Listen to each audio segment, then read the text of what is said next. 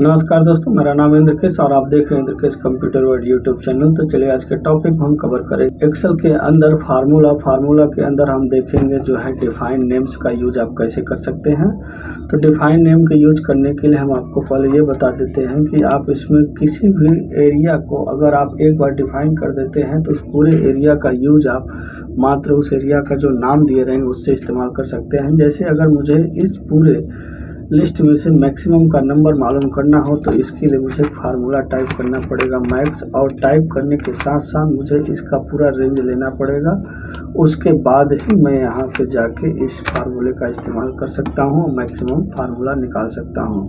दूसरी चीज़, अगर मुझे ऐसे ही कई जगह कुछ भी करना हो तो बार बार मुझे ये करना पड़ेगा, जबकि अगर मैं चाहूँ तो उस एरिया को सिलेक्ट करूँ और सिलेक्ट करके सीधे डिफाइन नेम में क्लिक कर दूँ। क्लिक करके इसका नाम अपने आप आ जाएगा और ये पूरा काम करेगा इस पूरे वर्कबुक के अंदर। उसके बाद जैसे मैं ओके कर दूंगा तो ये नाम डिफाइन हो जाएगा। अब आप यहाँ पे देखेंगे तो जो नाम आप दिए हैं यहाँ पे शो भी करेगा। और अब मैं कहीं भी कोई भी फार्मूला इस्तेमाल करके इस रेंज को उस नाम से ले सकता हूँ। जैसे मैंने यहाँ पे सिर्फ मैक्स लिखा और लिखने के बाद अब मैं चाहता हूँ कि मैं इसमें से मैक्स नंबर मालूम करूँ, तो इसके लिए मुझे पूरा टाइप करने की कुछ भी ज़रूरत नहीं है, न सेलेक्ट करने की ज़रूरत है। सिर्फ यहाँ अप्रैल पे आप क्लिक कर देंगे, ऑटोमेटिक आ जाएगा। ब्रैकेट लगा के जैसे आप इंटर कर देंगे, देखिए आपको ये फार्मूला यूज करने में सहूलियत मिल जाएगा। बड़े आसानी से आप इसका प्रयोग कर सकते हैं।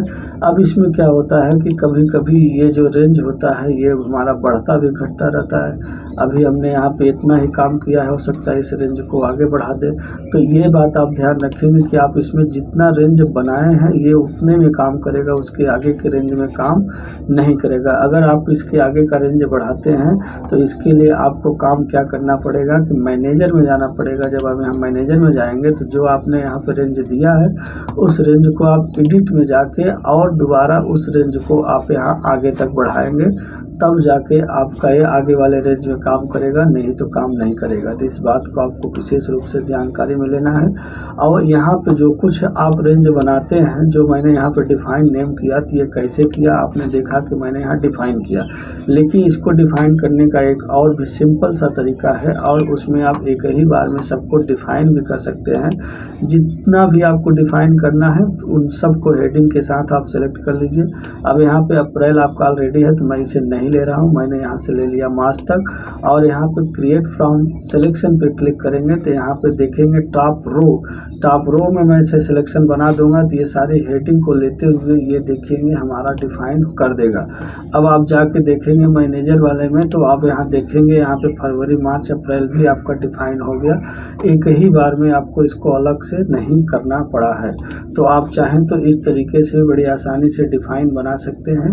और यहाँ से जाके आप उसमें चाहें तो एडिट करें, चाहे उसमें जो चीज़ें आपकी गड़बड़ समझ में आए उसे डिलीट करें, चाहे आप यहाँ न्यू पे क्लिक करके आप अलग से और भी डिफाइन लिस्ट रेडी करा सकते हैं।